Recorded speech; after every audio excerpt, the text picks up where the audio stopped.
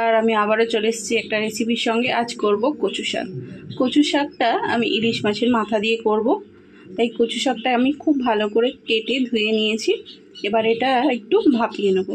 তো ভাপিয়ে নেওয়ার জন্য কিছুই করিনি, জাস্ট ধুয়ে আর কড়ার মধ্যে দিয়ে দিয়েছি। এবার ঢাকনা দিয়ে এটা গ্যাস আস্তে করে দিয়ে আস্তে আস্তে ভাপিয়ে নেব। তো চলুন এটা ভাপিয়ে নিয়ে আর আসছি। তো চলুন দেখি কচুর শাকটা সিদ্ধ হয়েছে কি।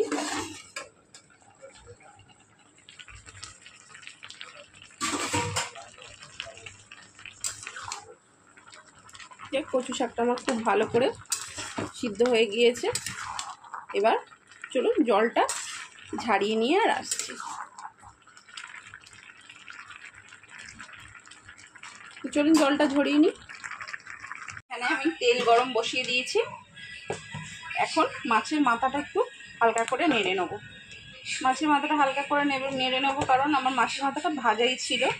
নুন হলুদ দিয়ে শুধু ভেজে রেখেছিলাম। এই যে নুন হলুদ দিয়ে মাছের মাথাটা ভেজে রেখেছিলাম। এটা জাস্ট এখন একটু তেলে হালকা করে ভেজে নেবো। তো চলুন তেলটা গরম হয়ে যাক, আসছি। তেলটা খুব ভালো করে গরম হয়ে গিয়েছে।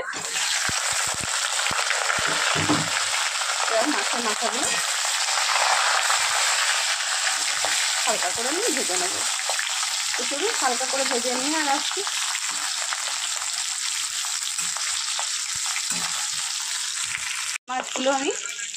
মাথাগুলো আমি হালকা করে ভেজে নিয়েছি। এবার তুলে নেবো।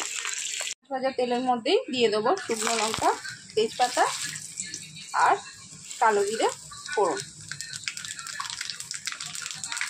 ফোড়নটা একটু ভাজা হয়ে যাক, আসছে। ভাজা হয়ে গিয়েছে ফোড়নটা খুব ভালো করে। এবার আমি জল ঝরিয়ে রাখা কচু শাকটা দিয়ে দেবো।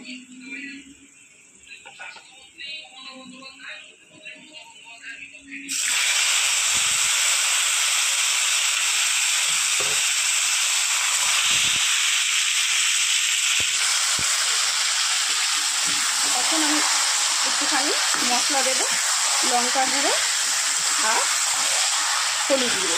আর কোনো মশলা দেবো না। চলুন আজকে একটু পরে অল্প কাঁচা লঙ্কা চেরা দিয়ে দিয়েছি। দিয়ে দেবো হলুদ গুঁড়ো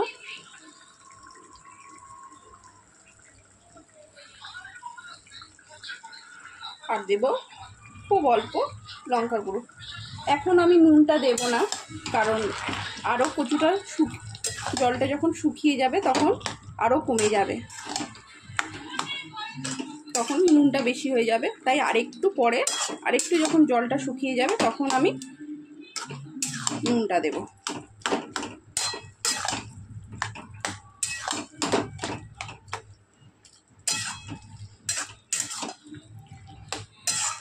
তো চলুন হতে থাক এটা।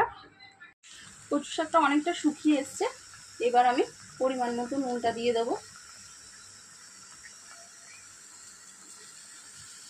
আর এর সঙ্গে চিনিটাও দিয়ে দেবো।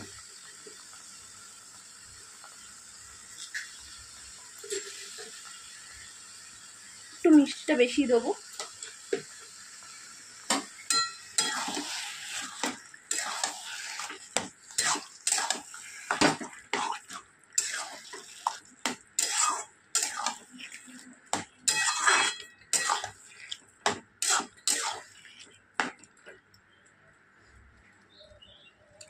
এবার আমি ইলিশ মাছের মাথা ভাজাটাও দিয়ে দেবো।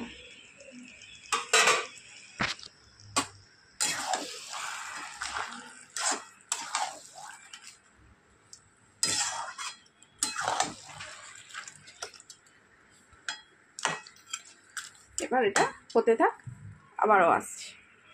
চলুন দেখে নিই কচু শাকটা। হ্যাঁ, এবার কচু শাকটা হয়ে গেছে। এই কচু শাক একটু রান্না হতে সময় লাগে। আপনারা চাইলেন মাথাগুলো ভেঙে দিতে পারতেন, দেবেন, কিন্তু আমি দিই না, কারণ মাথাগুলো ভেঙে দিলে কাঁটাগুলো বড্ড গালে পড়ে, গলায় বিঁধে যাওয়ার ভয় থেকে যায়। সেই জন্য আমি আর হাঁটলাম না। তো চলুন হয়ে গিয়েছে আমার কচু শাক ইলিশ মাছের মাথা দিয়ে। নামিয়ে নিয়ে আর আসছি।